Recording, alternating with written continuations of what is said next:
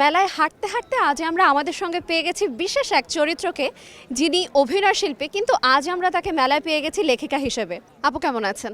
খুব খুব ভালো আছি। আপু, প্রথমত আপনার লেখনী সম্পর্কে আজকে একটু জানতে চাই।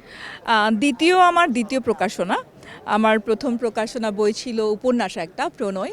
সেটা ইউনিভার্সিটিতে যখন পড়ি আমি জাহাঙ্গীরনগরে নাটক ও নাট্যতত্ত্বে, তখন আমার ওই বইটা বের হয়েছিল। তারপর দীর্ঘ সময় আসলে এই অভিনয়, আমার কর্মজীবন সমস্ত কিছু দিয়ে আসলে এই লেখালেখি থেকে আমি অনেকটা দূরে ছিলাম। তারপরে করোনাকালীন সময়ে আসলে গিয়ে আমি আবার আবিষ্কার করলাম নিজেকে যে আমি আসলে লিখতেও পারি একটু একটু করে।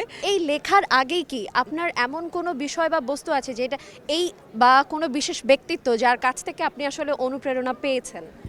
আমার বই পড়তে ভীষণ ভালো লাগে। মানে আমরা তো, আমাদের জেনারেশন তো আমরা বই পড়েই বড় হয়েছি। আমরা তো আর এই মোবাইল ফোনের যুগে তো আমাদের ছিল না। আমরা টেলিভিশন বলতে ওই 21 টেলিভিশন আর হচ্ছে গিয়ে বিটিভি। তো ওই সময়ে বিনোদন বলতে তো আমাদের বই পড়া, এবং আমরা লুকিয়ে লুকিয়ে বই পড়েছি, পাঠ্য বইয়ের ভিতরে বই লুকিয়ে পড়েছি। হুমায়ুন আহমেদ পড়ে বড় হয়েছি, হুমায়ুন আজাদ পড়ে বড় হয়েছি।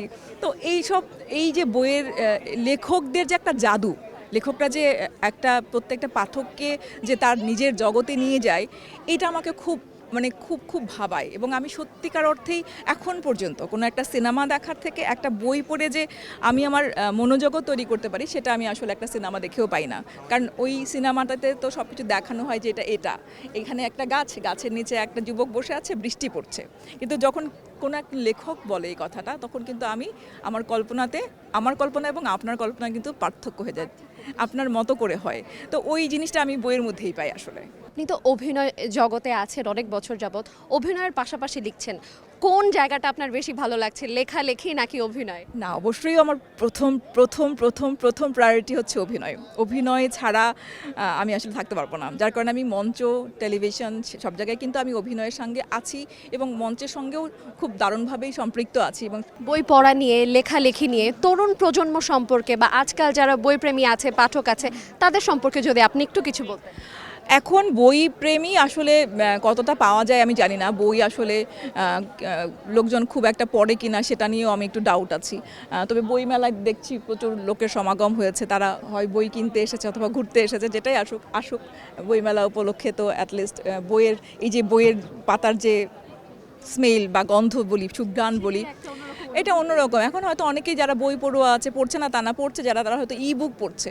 কিন্তু এই যে বই পড়া, এই যে আমরা যে লুকিয়ে লুকিয়ে বই পড়ার যে অনুভূতি, ওগুলো হয়তো ওরা মিসিং। ওরা হয়তো অন্যরকম করে ওদের বই পড়া বা ওদের সময়টাকে অন্যরকম করে হয়তো ভাগ করে। তবে আমি বলবো যে বই পড়ার কোনো বিকল্প নেই। আমরা কথা বলছিলাম জনপ্রিয় অভিনয় শিল্পী সুষমা সরকারের সাথে, যিনি এইবার এই বইমেলায় দ্বিতীয়বারের মতো আছেন লেখিকা হিসেবে।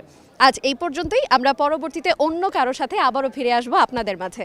ততক্ষণ পর্যন্ত ভালো থাকুন, সুস্থ থাকুন, সঙ্গে থাকুন সময়ের।